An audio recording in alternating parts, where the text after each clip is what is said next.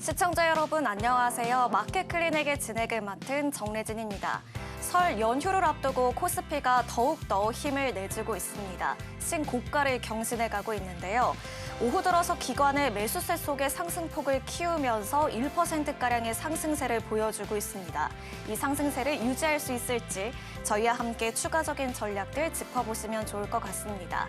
또한 저희 방송에서 제공해드리는 정보는 투자 판단에 대한 조언일 뿐 해당 주식의 가치와 상승률을 보장하지는 않습니다. 이 점도 유의해 주시길 부탁드립니다. 오늘도 증시를 꿰뚫어보는 5가지 헤드라인을 통해서 시장의 전략들 함께 짚어보도록 하겠습니다. 오늘의 첫 번째 헤드라인부터 만나보도록 하시죠. 증권사들이 지난해 증시 화랑에 힘입어 잇따라 최대 실적을 경신을 했습니다. 이 가운데 대신증권이 대규모의 자사주를 소각하겠다고 밝히면서 업종 전반의 투자 심리가 고조되고 있습니다. 대신증권을 비롯한 증권주들 두 자릿수의 급등세 시현하고 있습니다.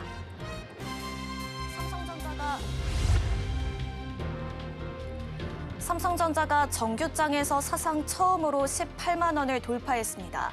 반도체 슈퍼사이클이 계속되는 가운데 HBM4 출하 경쟁에서 선두를 다지면서 강세를 이어가고 있습니다. 대부분의 증권사들이 삼성전자의 목표 주가를 20만 원 이상으로 제시하고 있습니다.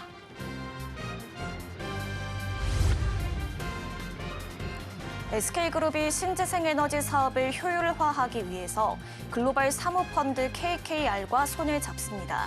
SK 이터닉스 지분을 매각하기 위해서 KKR을 우선 협상 대상자로 선정한 건데요. 재무구조 개선과 사업 재편 기대 속에 SK 이터닉스 10%대 강세 보여줬습니다. 국가정보원이 북한이 조건이 충족될 경우 미북 대화 체계에 호응할 가능성이 있다고 국회에 보고했습니다. 북한이 대화 자체를 부정하지 않고 대미 비방도 자제하고 있는 점이 주목됩니다. 북미 관계가 개선될 것이라는 기대 속에 남북 경협주도 강세입니다.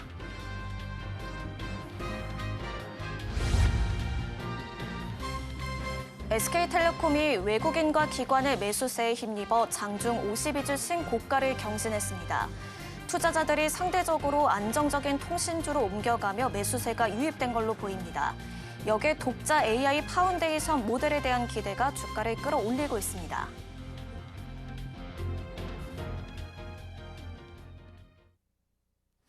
오늘의 투자인사이트는 나연지, 서수진 경제 아나운서와 함께합니다. 어서 오세요. 네, 그러면 오늘의 첫 번째 투자인사이트부터 열어보도록 하겠습니다. 오늘 어떤 내용 함께 살펴볼까요? 네, 오늘의 첫 번째 인사이트는 반도체 함께 보도록 하겠습니다. 간밤 미국의 기술주 조정이 나타났지만 국내 시장은 비교적 견조한 흐름을 보이고 있습니다. 아무래도 HBM을 중심으로 메모리 경쟁이 본격화되면서 대형 반도체주와 함께 소부장 종목들까지 온기가 더해지는 분위기인데요. 다만 종목 안에서 선별적인 흐름은 보여지고 있습니다. 먼저 반도체 투톱 한번 살펴보겠습니다. 삼성전자는 사상 첫 18만 전자를 돌파했습니다. 핵심은 6세대 고대역폭 메모리 HBM4의 세계 최초 양산 출하 소식입니다. 이전 세대 경쟁에서 다소 밀렸던 삼성전자는 이번 HBM4에 최선단 D램과 4나노 공정을 적용하면서 성능 중심의 전략을 취하고 있습니다. 이번 HBM4는 JEDEC 표준 대비 약 46% 높은 11.7GBps 속도를 구현했고요.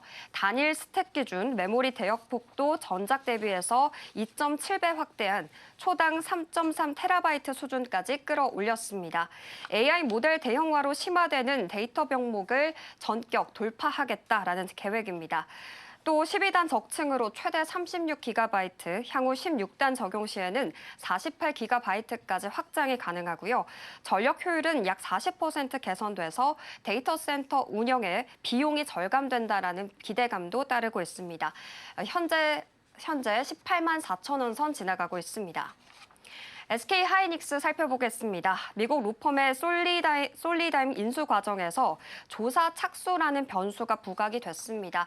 약 14조 원을 투입해서 잔여 지분 100%를 확보하고요. AI 인프라 기업으로 체질 전환을 추진하는 시점에서 이 이슈가 부각이 됐는데요.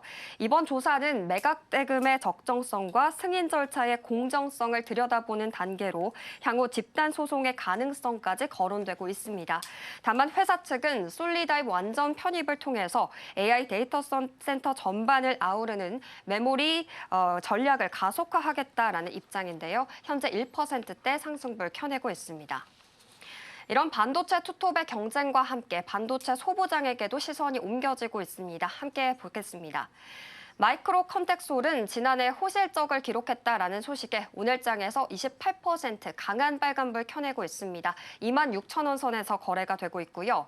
CMTX가 마이크론의 부품 공급량을 늘리면서 파트너십을 전방위로 강화한다고 밝혔습니다. 오늘장에서 4.5% 강세 보여지고 있습니다. 유진테크와 주성 엔지니어링도 11%, 4%대 빨간불 켜내고 있는데요. 주성 엔지니어링은 오늘장에서 52주 신고가를 기록하기도 했습니다. HPSP는 기업 가치 제고를 위해서 730억 원 규모의 자사주 소각 소식이 나왔는데요. 오늘장에서 1%대 강세 보여지고 있습니다. 그렇다면 이 반도체 장비 중에서도 핵심적인 종목 살펴보도록 하겠습니다. 먼저 매커스입니다. 매커스는 최근 자사주 취득과 소각을 병행하면서 주주 환원 강화에 나섰습니다. 단순 매입에 그치지 않고 실제 소각까지 이어가는 점이 시장에서는 긍정적으로 평가하고 있는데요. 올해 추가 소각이 완료가 된다면 자사주 비중이 28% 수준까지 낮아질 전망입니다. 동시에 AI 데이터 센터 확대 흐름 속에서 FPGA 기반 맞춤형 반도체 수요가 늘면서 이 사업 환경도 우호적인 상황입니다. 매커스는 AMD FPGA의 핵심 파트너로 설계부터 양산까지 고객사를 지원하는 구조를 가지고 있어서 AI 가속기 확산이 곧 실적 성장으로 이어질 전망입니다. 현재는 9%대 강세 보여주고 있습니다. 마지막으로 원익홀딩스 보겠습니다. 지난해 영업 손실을 기록했지만 반도체 슈퍼사이클 기대 속에 중장기적으로 회복할 것이다라는 전망이 나옵니다. 반도체 공정용 특수가스와 EPC 사업을 영위하면서 삼성전자와 SK하이닉스의 1차 협력사라는 점이 특징적인데요. 특히 지난해 말 이 린데코리아와 체결한 대략 3천억 원 규모의 EPC 턴키 계약이 최근 매출의 절반에 육박하는 규모라고 합니다. 2028년까지 이어지는 중장기 실적 가시성을 확보했다라는 평가를 받고 있습니다. 최근 주가 급등 이후로 이 실적 부진이 부담으로 작용했지만 업계에서는 하반기로 갈수록 반도체 투자 재개와 함께 수익성 회복이 가능하다라는 평가도 나오고 있습니다. 오늘장에서 3%대 탄력 보여주고 있습니다. 네, 이렇게 첫 번째 투자 인사이트 반도체 함께 살펴봤습니다. 이어서 다음 투자 인사이트는 나연지 경제 아나운서가 준비해주고 있는데요. 어떤 소식 알아볼까요? 네, 오늘은 남북 경협 관련주에 관해서 준비를 해봤습니다. 이 국가정보원이 국회 정보위원회에서 보고한 내용이 시장에 불을 지피게 됐는데요. 국정원은 북한이 조건이 충족됐다고 판단을 한다면 미북 대화 재개에 호응할 가능성이 있다라고 분석을 했습니다. 특히나 북한이 도널드 트럼프 미국 대통령에 대한 비방을 자제하고 또 ICBM 시험 발사 등 민감한 행동을 멈추면서 대화의 운신 공간을 남겨두고 있다라는 점에 주목하고 있는데요. 여기에 김여정 부부장의 담화가 힘을 보탰습니다. 우리 정부의 무인기 사건 유감 표명에 대해서 다행스럽게 생각한다라면서 이례적으로 긍정적인 평가를 내놓은 건데요. 늘 날선 비판만 쏟아내던 북한의 태도 변화에 시장은 즉각적으로 이 남북관계 긴장 완화 신호로 해석을 했습니다.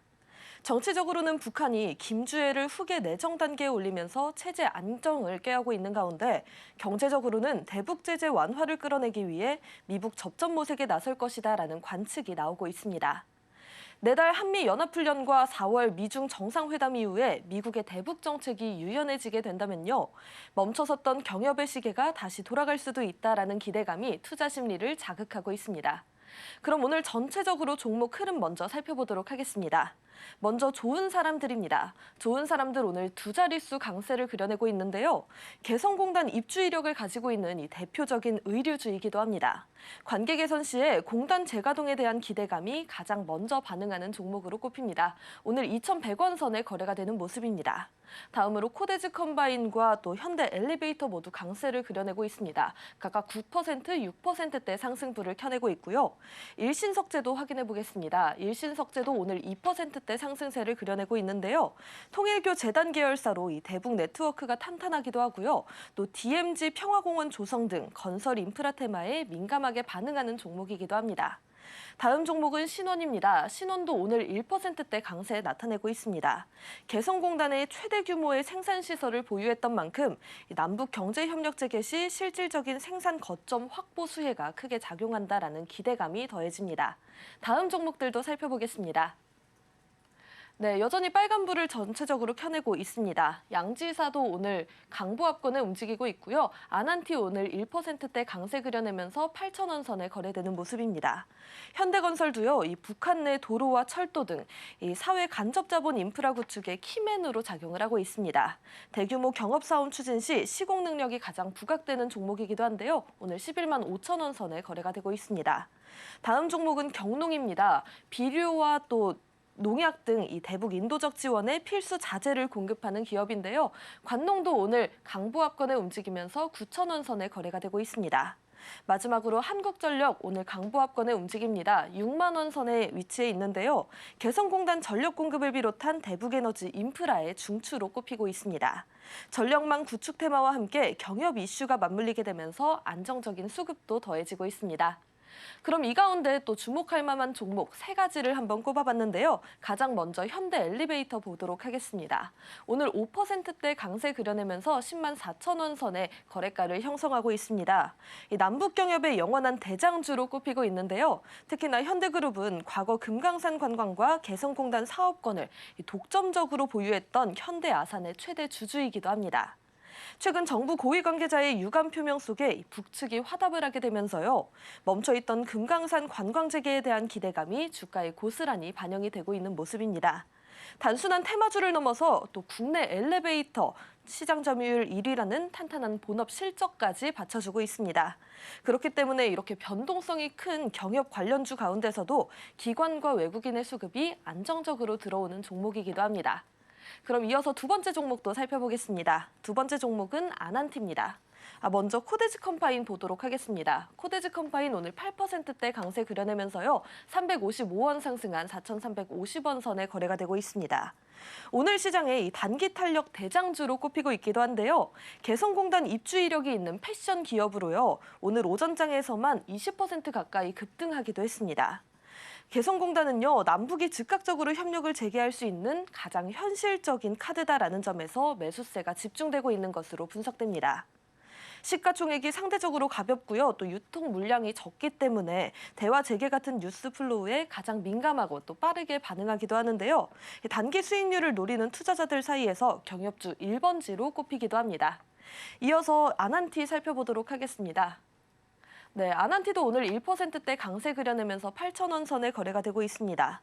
금강산의 국내 기업 중에 유일하게 이 골프 리조트를 운영했던 관광 경협의 상징이기도 한데요. 남북 대화 모드가 조성될 때마다 금강산 관광재계 1순위로 꼽히게 되면서 이 가장 탄력적으로 움직이는 특징도 가지고 있습니다. 특히나 이 과거에는 대북 이슈에만 기대던 종목이었지만 지금은 또 국내외로 리조트 사업의 대성공으로 인해 체질 개선에 성공했다라는 점이 특징적인데요. 탄탄해진 기초 체력에 남북 관계 개선이라는 강력한 엔진이 다시 장착이 되면서요. 또 바닥권에서 거래량을 동반한 본격적인 추세 전환을 시도하고 있다라는 평가를 받고 있습니다. 오늘 이렇게 남북 경협 관련주들에 관해서 살펴봤는데요. 오늘 시장에서 주목해볼 만한 투자 인사이트였습니다.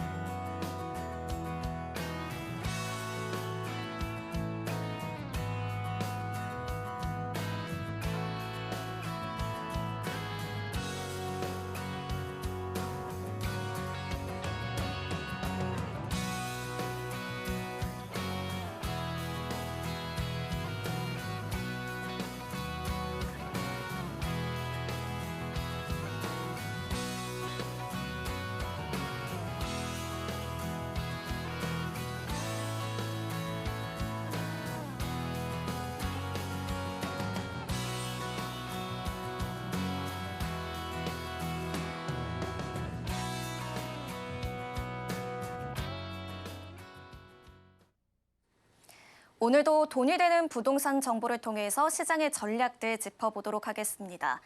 올해 전국의 재건축, 재개발, 도시정비 사업의 규모는 약 80조 원 정도로 추산이 됩니다. 역대 최대 수준인데요. 특히나 서울에서만 70여 개의 구역이 시공사 선정을 앞두고 있습니다. 이렇게 시공사를 결정하게 되면 정비 사업이 사실상 본 궤도에 오르게 되죠. 이후 인허가와 분양 절차에도 속도가 붙기 때문에 결국 주택 공급 일정에도 중요한 영향을 주는 단계라고 볼 수가 있겠습니다. 서울의 4대 핵심 재건축 지역, 이른바 아벼목성, 그러니까 압구정, 여의도, 목동, 성수에서도요, 알짜 사업지가 대거 나옵니다. 오늘은 그 가운데서도 특히나 압구정에 초점을 맞춰서 이야기를 해보도록 하겠습니다.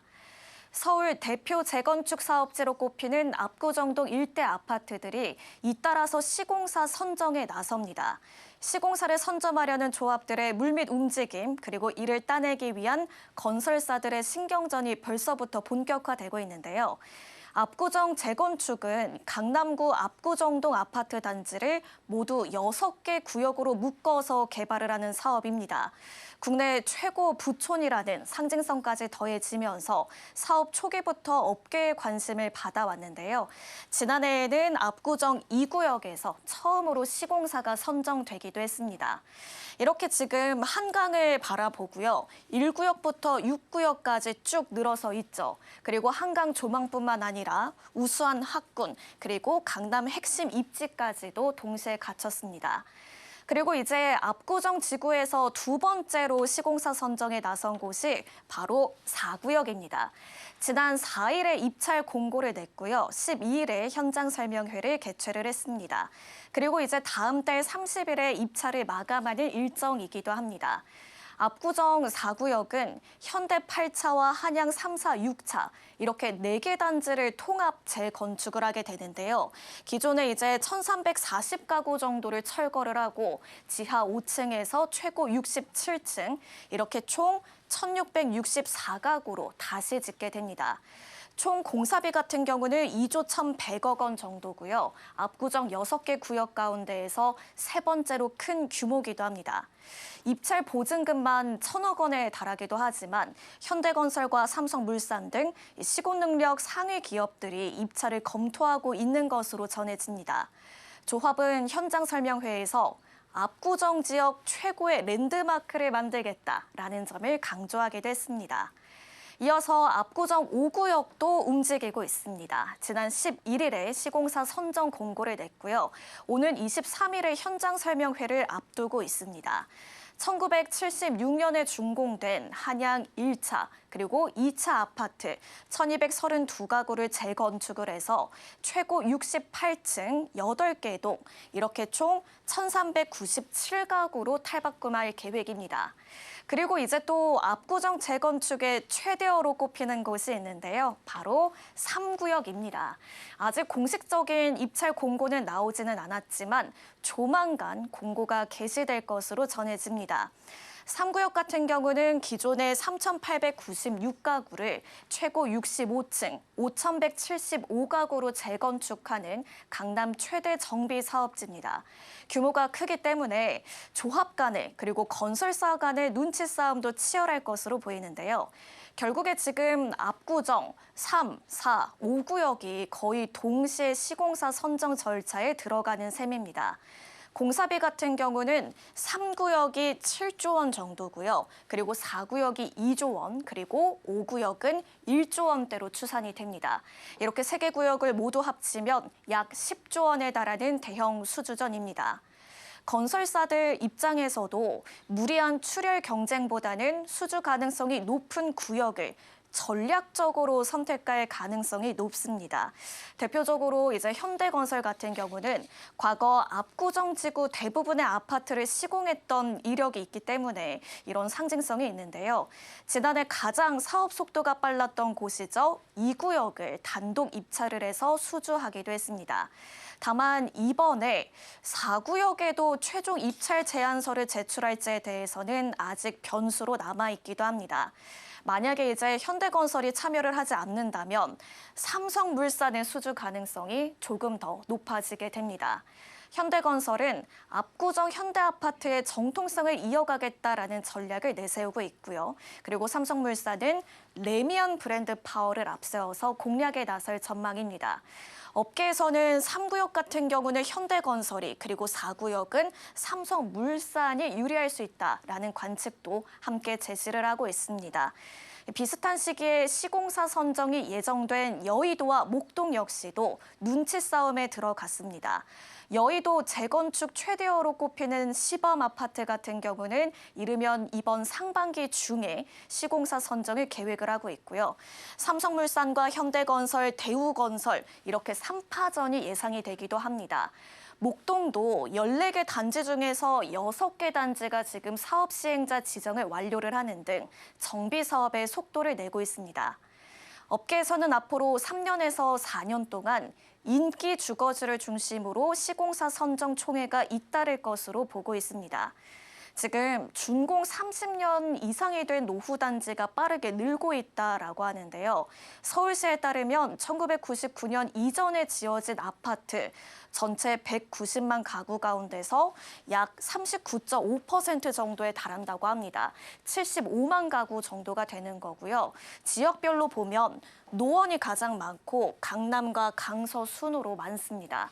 최근에 정부와 지자체가 안전진단 기준을 완화를 하거나 정비사업 절차를 간소화하는 등 재건축 그리고 재개발 활성화 정책을 펼치고 있다는 점도 사업의 속도를 높이는 요인으로 작용을 하고 있습니다. 이렇게 시공사를 정하는 곳이 증가를 하면서 전국 곳곳의 재건축, 재개발 사업에도 탄력이 붙을 것으로 보이는데요. 결국 앞으로 3년 동안에 4년 동안 서울 주택시장의 지형이 어떻게 재편될지도 주목해 보시면 좋겠습니다. 오늘의 돈이 되는 부동산 정보였습니다. 이어서 시장 상황도 살펴보셔야겠죠? 바로 한번 만나보도록 하겠습니다. 금요일 오후 시황입니다. 연휴 전 마지막 거래일인데요. 전일 미증시가 하락했음에도 불구하고 우리 유가증권 시장은 강세 흐름 이어지고 있습니다. 다만 코스닥 시장 같은 경우에는 파란불을 켜고 있는데요. 그렇다면 현재 코스피 코스닥 지수 어떻게 움직이고 있는지 지수부터 보도록 하겠습니다.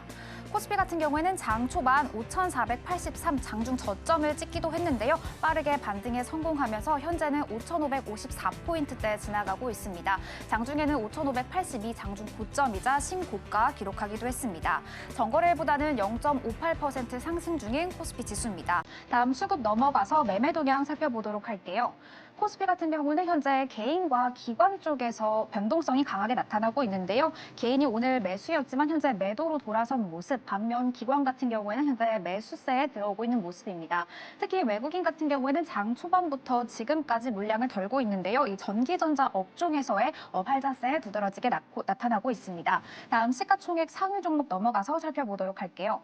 코스피 시가총액 상위 종목은 혼조세 나타나고 있는데요. 현재 반도체, 투톱 모두 빨간불 들어와 있습니다. 이 반도체 투톱 중에서도 오늘은 삼성전자가 더욱더 많이 상승세 나타나고 있습니다. 현재 2.52% 상승하고 있고요. 18만 3,100원대 움직임 나타납니다. 삼성전자 같은 경우는 이 HBM4를 세계 최초로 먼저 양산을 한다는 소식이 연일 시장에서 들려오면서 오늘 강세 흐름을 더욱더 부추기고 있습니다. 삼성전자보다는 아니지만 SK하이닉스도 0.56%대 강세 흐름 이어지고 있습니다. 현대자동차 같은 경우는 현재 이거래일째 파란불 켜고 있는 모습 나타납니다. 여기에 2차 전지도 오늘 시장에서는 약세 흐름이 이어지고 있는데요. LG 에너지솔루션 3.17% 하락 중입니다.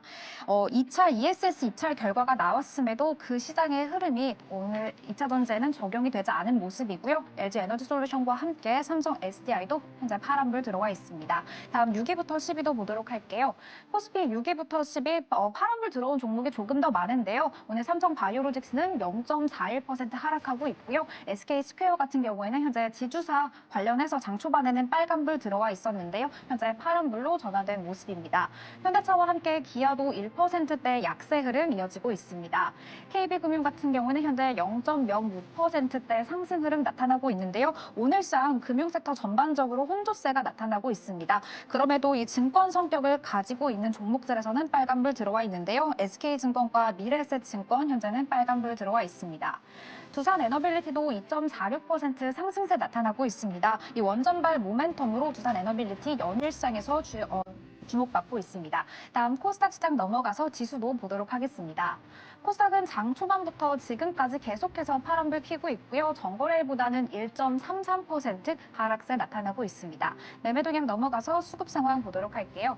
코스닥은 현재 외국인과 기관 쪽에서 물량을 덜고 있고요. 개인 홀로 4,863억 원 사들이는 모습 오후장에 포착이 되고 있습니다. 특히나 IT와 제약업종 위주에서의 팔자세 두드러지게 나타나고 있습니다. 다음 시가총액 상위 종목 보도록 하겠습니다. 코스닥 시가총액 상위 종목은 전체적으로 모두 파란불 켜고 있는데요. 코스닥 시가총액 1, 2위 자리가 계속해서 변동하고 있는 모습 오늘 장에서 나타납니다. 현재 에코프로가 다시금 올라왔는데요. 2.38% 하락 중이고요. 에코프로 BM도 4%대 약세 흐름 보여집니다.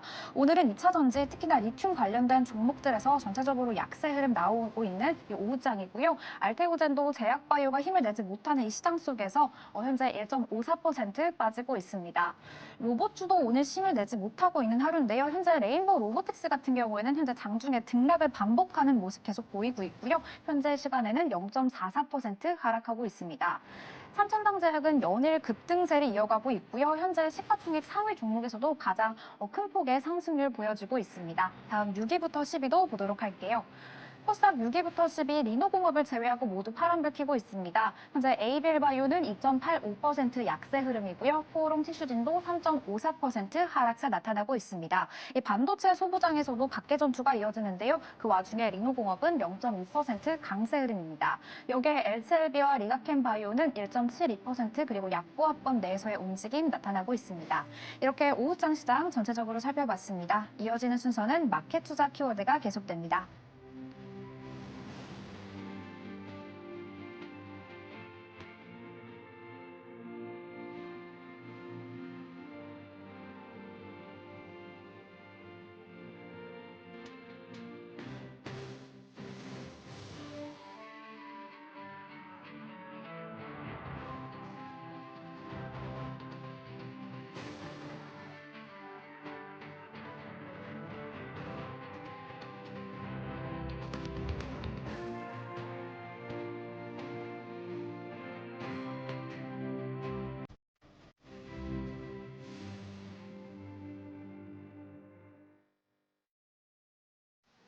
오늘도 마켓 투자 키워드를 통해서 시장의 전략들 함께 짚어보도록 하겠습니다. 오늘은 서수진, 나현지 경제 아나운서와 함께합니다. 어서 오세요.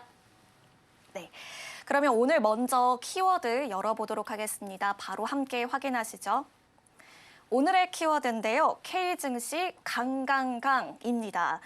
먼저 이제 증권주 관련해서 이야기를 해볼까 합니다. 지난해 코스피가 70%가량 올랐었고요. 올해도 그 흐름을 계속해서 이어가고 있는데요. 증시 화랑 속에서 특히나 증권주들의 흐름이 심상치가 않습니다. 증권업종 전체의 밸류에이션이 재평가받고 있다. 이런 분석도 나오는데요. 이제 현재 상황 어떻게 보는 게 좋을까요? 네, 지금 증권주는 그야말로 사상 최대 실적과 또 밸류에이션 이 두 마리 토끼를 잡고 있다라고 볼 수 있겠습니다. 가장 근본적인 원인은 은행에서 증권으로 자금이 쏠리는 거대한 머니 무브가 현실화됐기 때문입니다. 지난해 코스피가 70% 넘게 상승하면서 떠났던 이 개인 투자자들이 국장으로 빠르게 복귀했고요. 이로 인해서 거래 대금이 폭증했습니다. 구체적인 수치를 보면 상황이 얼마나 뜨거운지 알 수 있습니다.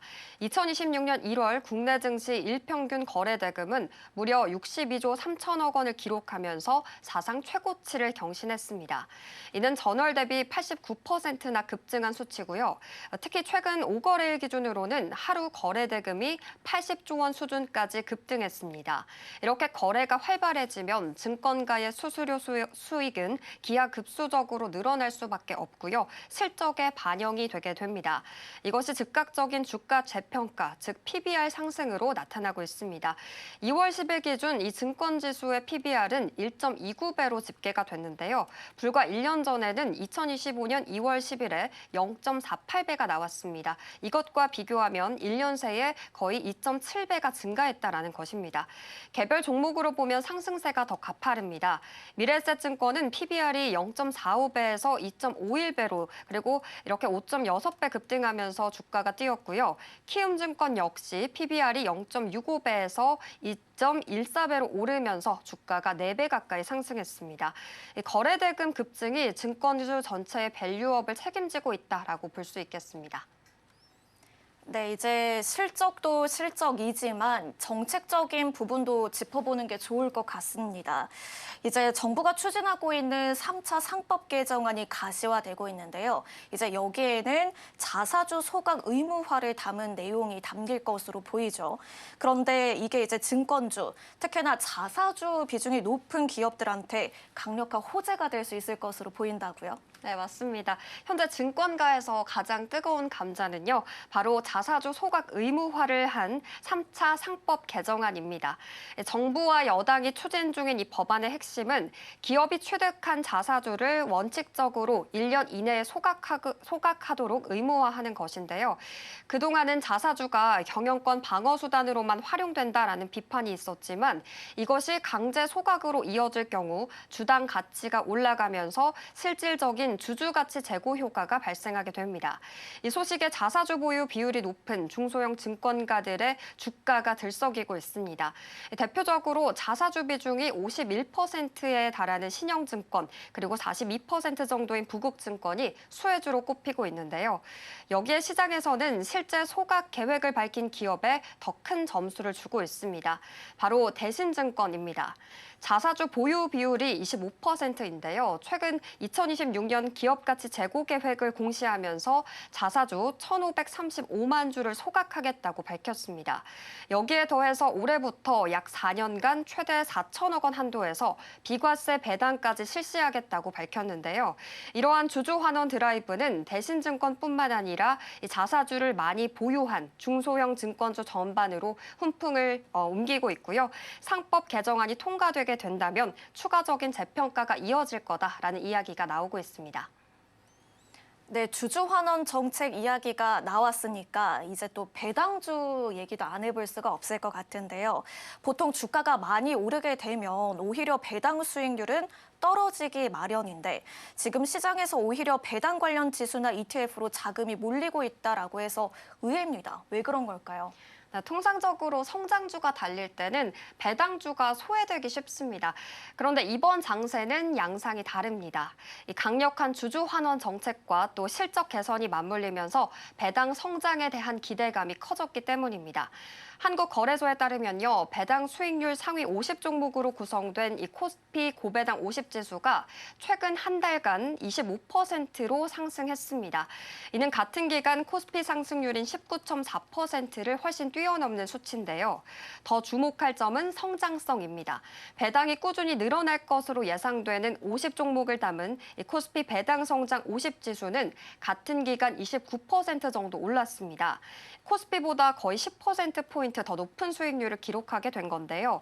이것은 투자자들이 단순히 현재의 배당금만 보는 것이 아니라 증권사들의 이익 증가가 향후 배당 확대로 이어질 것이다라는 확신을 가지고 베팅하고 있다라고 볼 수 있겠습니다.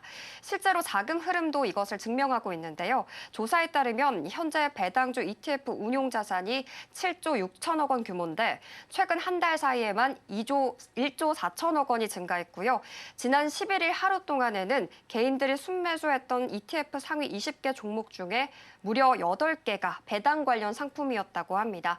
앞서 언급한 대신증권의 비과세 배당 같은 파격적인 정책들이 나오면서 이제 증권주는 시세 차익과 배당 수익을 동시에 노릴 수 있는 핵심 섹터로 자리 잡았다라고 볼 수 있겠습니다. 네, 이제 개별 이슈도 함께 짚어보도록 하겠습니다. 오늘 시장에서 특히나 이제 미래에셋증권의 굉장히 강세가 눈에 띄는데요. 지금 15%가량 상승을 하고 있습니다. 그런데 이런 상승세가 단순히 본업을 잘해서가 아니라 스페이스X 모멘텀, 투자 관련해서라고 알고 있는데 구체적으로 어떤 내용인가요? 네, 이제 미래에셋증권이 증권사를 넘어서서 투자회사로서의 면모가 부각이 되고 있는 상황입니다. 오늘장에서 15%에서 16%대 탄력 보여주고 있는데요.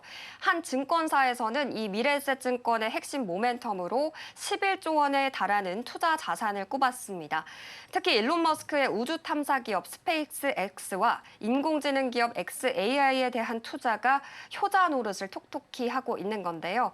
구체적으로 보면요. 미래에셋은 스페이스 X에 약 2,300억 원, 그리고 xAI에 3,800억 원을 투자한 것으로 알려졌습니다. 그런데 이 기업들의 가치가 급등하면서 평가 이익이 실적에 반영이 되고 있는 겁니다. 2025년 4분기에는 xAI 재평가 이익이 5천억 원을 반영이 됐고요. 다가오는 2026년 1분기에는 스페이스 X의 재평가 이익이 거의 5천억 원으로 추가로 반영될 것으로 보여집니다. 이 외에도 또 중국 드론 제조사와 같은 글로벌 유니콘 기업 포트폴리오도 탄탄한 상황인데요. 다만 주가가 급등하면서 PBR이 2배를 넘어섰기 때문에 기존에 계획했던 자사주 매입과 또 소각 비용 부담이 커진 것은 사실입니다. 현재 합병 자사주 1억 800만 주 소각 이슈가 있는데요. 이를 전략 소각할 경우 자본이 거의 4,500억 원 감소하게 됩니다. 따라서 회사 측은 신규 자사주 매입보다는 배당 비중을 늘리는 방향으로 이 주주 환원 정책을 일부 수정하는 것을 검토하고 있습니다. 네, 반면에 경계의 목소리도 있습니다. 이 키움증권 같은 경우는 주가가 고공행진을 하고 있는데요. 정작 대주주인 외국계 큰손들이 지분을 팔고 나갔다라는 소식이 들립니다. 외국인들이 이번 상승장을 단기 고점으로 본 걸까요?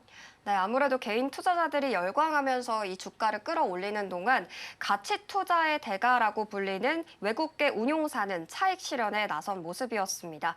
키움증권의 주요 주주였던 글로벌 가치 투자사 오르비스 인베스트먼트의 행보인데요. 오르비스는 작년 5월까지만 해도 이 키움증권의 지분을 10% 가까이 보유했지만 주가가 급등하기 시작한 하반기부터 지속적으로 매도하면서 지난달 말 기준 지분율이 5.49%까지 줄어들었습니다. 1년 새에 지분을 거의 반토막 내게 된 건데요. 이러한 외국계 자금의 이탈은 국내 증권업의 경기 민감의 특성을 반영된 것으로 풀이가 됩니다. 증권업은 구조적으로 꾸준히 성장한다기보다는 시장 거래대금에 따라서 실적이 널뛰는 변동성이 큰 업종입니다. 즉 증시가 좋을 때 고점이고 거래대금이 줄면 실적이 꺾인다라는 과거의 경험에 따라서 주가가 1년 만에 4배 가까이 오른 지금이 매도 적기라고 판단을 한 겁니다. 실제로 키움증권 주가는요, 작년 초 12만 원대에서 최근 장중에 47만 원까지 치솟았습니다. 하지만 국내 증권사에서는 이번 사이클은 다르다라고 이야기를 하고 있는데요. 과거와 다르게 발행 어음이나 종합투자 계좌 등 정부가 제도적으로 이 증권사의 덩치를 키워주고 있어서 이익의 하방 경직성이 단단해졌다라는 분석도 나오고 있습니다. 이렇게 첫 번째 투자 키워드 살펴보고 왔습니다. 이어서 다음 키워드도 함께 이야기 나눠보도록 할 텐데요. 바로 우주항공주에 대해서 짚어보도록 하겠습니다. 오늘 한국항공우주가 특히나 현재 7%대의 강세를 보여주면서 시장의 관심을 받고 있습니다. 한화, LIG 등 주요 방산기업들과의 협력 소식은 물론이고요. 최근에 또 항우연이 성공한 우주 쓰레기 제거 기술 시험까지도 겹치면서 여러 모멘텀 받아가면서 오늘 시장에서 좋은 흐름 보여주고 있는데요. 한국항공우주의 경쟁력과 이번 기술력 확보가 갖는 의미도 함께 짚어보도록 하겠습니다. 네, 오늘 한국항공우주는요, 한화에어로스페이스의 항공무장 개발 및 공동 마케팅 협력 소식에 힘입어서 강력한 탄력을 받았습니다. 한국항공우주 주가는요, 오늘 8%대 강세를 유지해내고 있는데요. 장중에는 한때 18만 8천 원 선을 넘어서기도 했습니다. 그간 경쟁 관계였던 두 기업이 KF21 등 이 국산 플랫폼의 수출 경쟁력을 높이기 위해 손을 잡았다라는 점이 시장의 긍정적인 변곡점으로 읽혔습니다.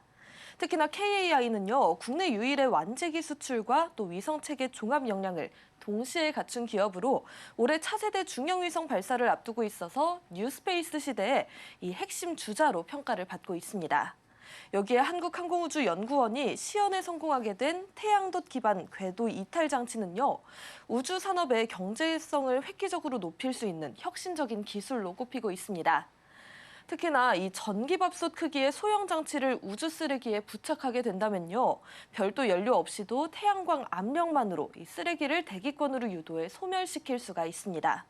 기존의 일회성 청소 위성 방식과 다르게 하나의 위성이 여러 장치를 싣고 가게 되면서 반복적으로 임무를 수행할 수 있다는 점에서 재사용형 제거 모델이라는 점에 새로운 지평을 열기도 했습니다. 이는 향후 랑데부나 도킹 같은 고난도 우주 서비스 기술로 확장될 수 있다는 점에서 KI를 포함한 우리 우주항공 산업의 전반적으로 이 기술적 신뢰도와 중장기적인 기업 가치를 동시에 끌어올리는 강력한 모멘텀으로 작용하고 있습니다. 네, 또 최근에는 사우디아라비아에서 월드 디펜스 쇼 2026이 열리기도 했습니다. 여기서 이제 우리 기업들이 중동 국가들하고 활발한 협력을 약속을 하면서 기대감을 키우기도 했는데요. 이 글로벌 우주 시장의 투자 열기가 뜨겁습니다. 외국 국가 그리고 민간 기업들하고 구체적인 협력 내용 그리고 그에 따른 시장 전망도 함께 짚어보도록 하겠습니다. 네, KAI는요, 이번 이 WDS 2026을 통해서 사우디 투자부와 만났습니다. 그러면서 이 사우디의 비전 2030 정책에 부합하는 우주, 위성, 항공 등 다양한 미래 산업 협력 방안을 긴밀히 논의했다고 하는데요. 사우디 우주청과 우주시장 개척을 위해서 전략적인 파트너십을 재확인하면서 K-스페이스의 해외 진출 발판을 마련했다라는 평가를 받습니다.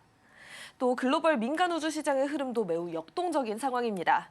민간 우주 인프라 기업인 엑시엄 스페이스가 약 5,047억 원 규모의 투자 유치에 성공을 하면서 이 투자 심리를 입증하기도 했고요.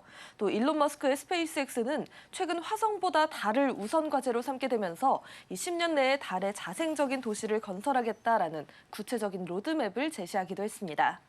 또 도이체방크 등 주요 투자은행들은 이제 달 탐사가 단순한 탐험을 넘어서 이제는 수익을 창출하는 주류 비즈니스 단계에 진입했다라고 분석을 하고 있는데요. 이에 따라서 달 기지에 동력을 공급하고 또 통신 인프라를 연결하는 인투이티브 머신스 같은 기업들이 새로운 핵심주로 부상을 하고 있습니다. 이러한 글로벌 투자 열풍은 우리 기업들에게 중동이라는 거대 시장을 선점할 기회를 제공할 뿐만 아니라요. 또 단순 제조를 넘어 우주 서비스라는 고부가 가치 신산업 분야로 도약할 수 있는 결정적인 계기가 될 전망입니다. 글로벌 우주 패러다임에서 달이 주목을 받고 있는데요. 그러면서 관련 투자 지형도 변화를 하고 있습니다. 특히나 스페이스X나 인투이티브 머신스 같은 이 글로벌 흐름과 맞물려서 국내에서 또 주목해볼 만한 종목들 더 얘기해 주실 수 있을까요? 네, 최근에 이 달 탐사가 미국 정부의 명확한 우선순위로 꼽히게 되면서요. 달 경제가 주류 사업으로 안착했다라고 분석을 하고 있습니다. 또 스페이스X가요. 달 자생도시 건설을 목표로 하고 있고 인투이티브 머신스가 달 인프라 서비스를 선점하는 이러한 흐름 가운데 국내 관련 기업들의 가치도 재평가되고 있습니다. 대표적으로 이 미래에셋증권은요, 스페이스X와 XAI 등의 약 11조 원 규모의 선제적인 투자를 단행해 올해만 1조 원 이상 평가 이익을 거둘 것으로 추정이 되면서 주가가 강한 탄력을 받고 있습니다. 지금도 15% 급등세를 이어가고 있는 모습입니다. 또 하나 에어로스페이스는요, 위성자 회사 세트레가이를 통해서 위성 제조부터 또 영상 분석까지 아우르는 수직 계열화를 완성하면서 4년 만에 흑자 전환이 유력시되고 있습니다. 특히나 이 세트레가이는 자체 위성 스페이스 IT를 기반으로 고부가 가치 위성 서비스를 시장에 진출하면서 하나 우주 밸류체인의 핵심 축으로 자리 잡고 있습니다. 오늘 주가도 9%대 상승부를 지켜내면서 현재 약 19만 5천 원 선에 형성이 되어 있는데요. 이처럼 글로벌 우주 인프라 시장의 성장은 단순한 테마를 넘어서 이제는 실질적인 자산 가치 상승과 실적 개선으로 이어지는 강력한 주가 상승의 탄력을 받고 있습니다. 이제 방산으로 좀 더 얘기를 확장해서 나눠보도록 하겠습니다. 이 방산 수출이 늘어날수록 위성 기반의 인프라 역량이 중요해지기도 하는데요. 최근에 KAI가 선보였던 유무인 복합 전투 체계, 앞으로 또 중동 수출 전략의 핵심으로 꼽히기도 합니다. 방산과 연계해서 우주항공 기술의 현 주소도 짚어보도록 하겠습니다. 네, 항공우주 산업이 이렇게 주목을 받는 이유는요. 방산의 중심축이 지상체계에서 발사체와 위성, 또 무인기로 확장이 되고 있기 때문입니다. 특히나 앞서 언급했던 KAI가 사우디에서 공개한 유무인 복합 전투 패키지는요, 그 결정체라고 볼 수가 있겠습니다. 이는 현대전에서 가장 선호하는 고성능 플랫폼과 또 저비용 무인 전력의 조합으로요. 중동 등 해외 시장에서 우리 전투기를 단일 기체가 아니라 이제는 전투체계 패키지로 제한할 수 있는 강한 경쟁력으로 자리 잡고 있습니다. 또 하나 에어로스페이스 역시 해외 수출 시에 단순 무기 공급을 넘어서 위성 기반의 통신과 정찰 인프라를 함께 구축하려는 전략을 취하고 있습니다. 결국엔 무기 개발을 환경 자체를 통제할 수 있는 우주 인프라 역량이 뒷받침되어야 방산 수출의 부가가치도 높아지는 겁니다. 대한항공 또한 파블로 항공 투자를 통해서 무인기 자율비행 알고리즘을 확보하는 등 우주항공 기술은 이제 K방산의 지속 가능한 성장을 이끄는 필수 엔진으로 자리 잡고 있습니다. 마지막으로 지정학적인 관점도 짚어보도록 하겠습니다. 최근에 이제 일본 내각이 변화를 했죠. 그리고 또 한미일 안보 동맹 강화가 우리 항공, 우주 그리고 방산 분야에는 어떤 영향을 미칠지도 궁금한데요. 전략적인 상호 보완 측면에서 보강해야 할 점 함께 얘기 나눠볼까요? 네, 강한 일본을 표방하고 있는 이 다카이치 내각의 출범과요. 일본 국방비의 급격한 증액은 우리에게는 안보적인 긴장감과 또 동시에 전략적인 협력의 기회를 제공하고 있습니다. 특히나 전문가들은요, 한일 간의 방산 분야의 상호 보완성에 주목을 하고 있습니다. 일례로 미국 내 생산 라인이 닫힌 구형 패트리어트나 P3C 초계기 부품을 일본은 여전히 라이선스 생산으로 유지하고 있는데요. 한일 직접 군수 지원 체계가 구축된다면 조달 비용과 기간을 획기적으로 낮출 수가 있습니다. 또 우주항공 분야에서는 저궤도 군집 위성 운영이 핵심입니다. 감시 위성은 수명이 짧기 때문에 한일이 정보를 공유하고 또 역할을 분담하게 된다면 자산 효율성을 극대화할 수도 있고요. 이는 전작권 전환의 전제 조건인 독자적인 감시, 정찰 능력을 확보하는 현실적인 대안이 될 것으로 보입니다. 다만 이러한 협력이 단순 교류를 넘어서 지속되기 위해서는 한일 상호 군수 지원 협정 체결이나 군사 기밀 공유를 위한 법적 체계 정비 등 제도적인 뒷받침이 시급한 상황입니다. 일본의 특정 비밀보호법과 같은 안보 정보 보호 체계를 우리도 강화하면서 이 동맹의 신뢰를 확보하는 것이 글로벌 방산 블록화 시대에 K 방산이 생존을 하고 또 우리 우주 기술이 한 단계 더 도약할 수 있는 마지막 골든타임이 될 것으로 보입니다. 이렇게 오늘도 마켓 투자 키워드를 통해서 시장 상황 자세히 들여다봤습니다. 오늘도 다양한 내용들 함께 했습니다. 도움 말씀 감사합니다. 네, 오늘 마켓 클리닉 1부는 여기까지입니다. 저희 방송에서 제공해드리는 정보는 투자 판단에 대한 조언일 뿐 해당 주식의 가치와 상승률을 보장하고 있지는 않습니다.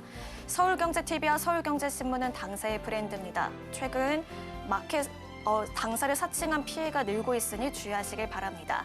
잠시 후 마켓 클리닉 2부에서는 마감장 전략 이어지는데요. 끝까지 시청 부탁드리고요. 저희는 여기서 인사드리도록 하겠습니다. 설 연휴 잘 보내시고요. 새해 복 많이 받으세요.